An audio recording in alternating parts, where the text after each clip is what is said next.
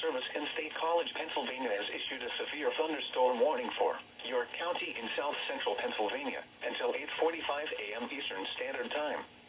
At 8:17 a.m., a severe thunderstorm was located near Manchester, moving northeast at 65 miles per hour. Hazard, 60 miles per hour wind gusts. Source, radar indicated. Impact, expects damage to trees, roofs, and siding.